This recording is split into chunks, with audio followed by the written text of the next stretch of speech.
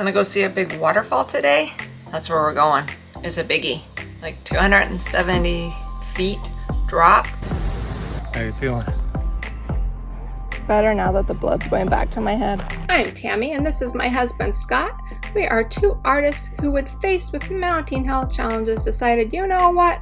Life's way too short. So we sold our home and most of our stuff to move into a home on wheels.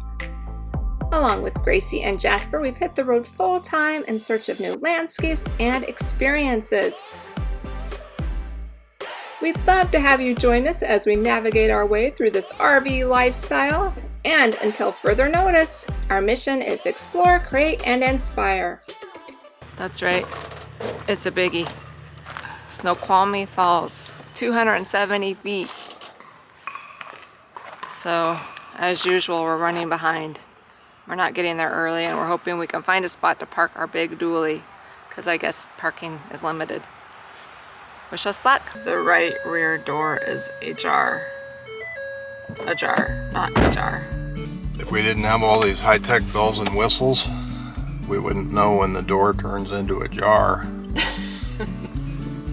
And our check engine light is probably going to come on again. Let's see. We need to get that figured out. Probably just ignore it and it'll go away. Oh my gosh. So while we're sitting here in traffic, I thought I'd tell you a little bit about how we check on our pets when we go on adventures and we leave them at the RV. One of the things we use to check on the animals when we're gone and we don't bring them with us is our Arlo camera system. It is the camera system we had in our home and we just brought them along. They are not hardwired. You just pop them up wherever with little magnetic mounts, so they're kind of perfect.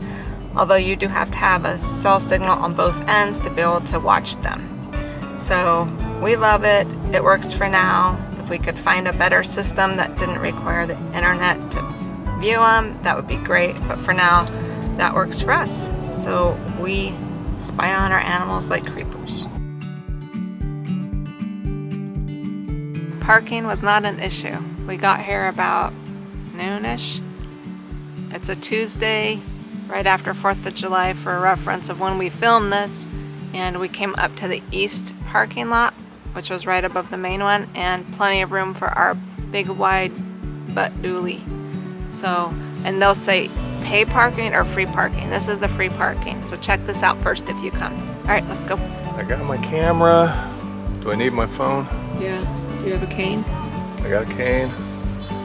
Tripod. Let's go find a waterfalls.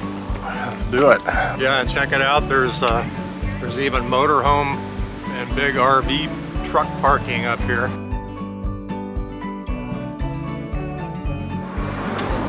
at this beautiful lodge down here. If you stay in the Salish Lodge here, you can look right out of your room and see the waterfall, and they're lighting it up at night. There's big floodlights.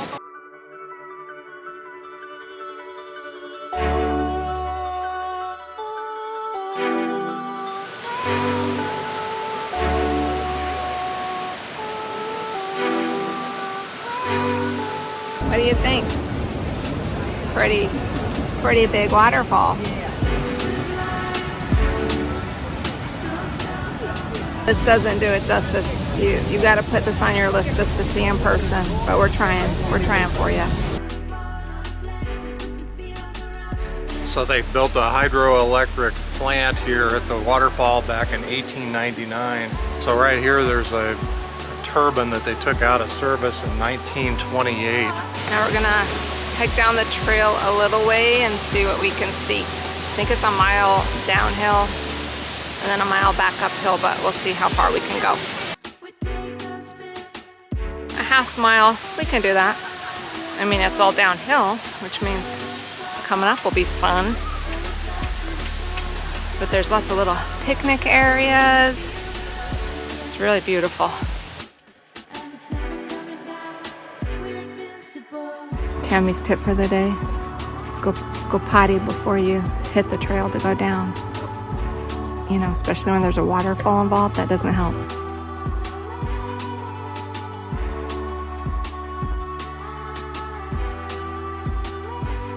They're like sculptures in nature. These trees are everywhere with these standing root systems. We'll have to read about why they're lifted up off the ground. It probably says on that sign right there. Just a thought. They're called nurse logs That makes sense. and springboards. I don't know why. Let's Because see. they're nursing the new growth. Ah, they're nursing the new growth and they spring up out of the ground. We're lucky because it's snack day on the trail down. Thimbleberries are in season. Yum. This is beautiful. What are these trees? Western red cedar. Good news, there is a potty at the bottom of the falls. And also a small parking lot, so you don't have to hike down. Just in case you don't want to hike up and down like we are gonna do. Unfortunately, the men's part of the bathroom was closed, so Scott had to use the honey bucket.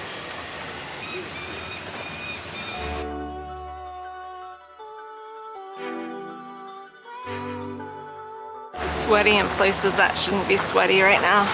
Of course, we always go midday and do everything because we never get up early. Anyway, I'm starting to feel the breeze of the water, cool air coming on. We're about to cross the boardwalk to the lower falls viewing platform. This is so cool because you can actually look into the windows of the hydroelectric plant.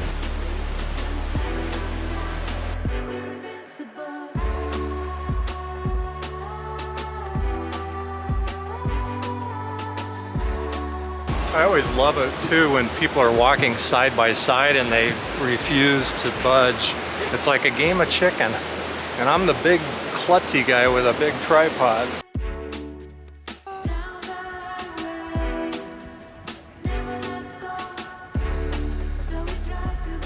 There she is. What do you think? It's just awful crowded. I mean, at least that well-groomed young man called me sir before he pushed me to the side. Scott's going into people hate syndrome right now. It is rather crowded. You kind of have to wait your turn to get a glimpse of the lower falls. I suppose it's getting busier as the day goes on. It's beautiful, but Scott's getting grumpy. He didn't like those youngsters pushing him out of the way to get their selfie. That's good. It was worth walking down here. Yeah, it's you're kind of confined to the boardwalk and very tight viewing areas. The falls are beautiful. Does anyone else get the crowds of people around you grumpies like Scott does? Let us know in the comments below. I like it where There's not people. there's not people. You're gonna offend our YouTube viewers. Hey, check that out. What'd you do? I just made a tripod carrier out of my sweatshirt. That's a good idea. Huh? What There. about that? Look at that. Good job. You're just like Maverick. Or what is it? MacGyver? MacGyver. Whatever. You're just like a regular MacGyver. So the only thing disappointing about the falls, other than the people, I mean, lots of people, rude and very angry people who are mad about not getting their spot in line, is you can't get any refreshingness from the waterfalls. You can't dip your toes in.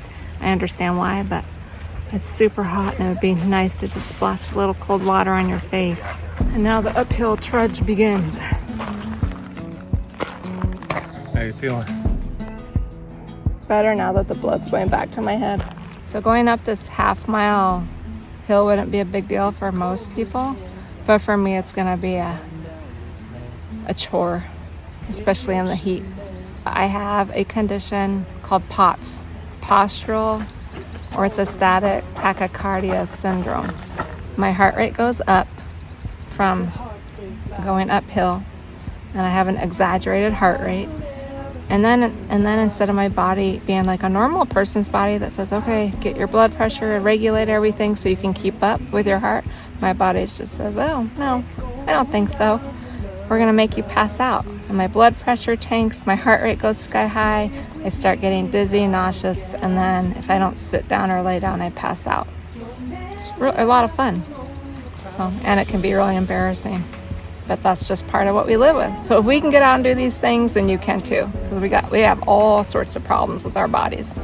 So it's not only embarrassing for Tammy when it happens, but for me, it's kind of a chore because it's take a picture, drag Tammy, take a picture, drag Tammy. No, it's not. The whole way up. The bottom line is the falls were worth seeing, but we would advise that you get going like at 4 o'clock in the morning to go see them, because otherwise you're going to get caught in this mess and then you won't have a lot of positive things to say. This is that moment when you tell the kids to find gratitude in your heart.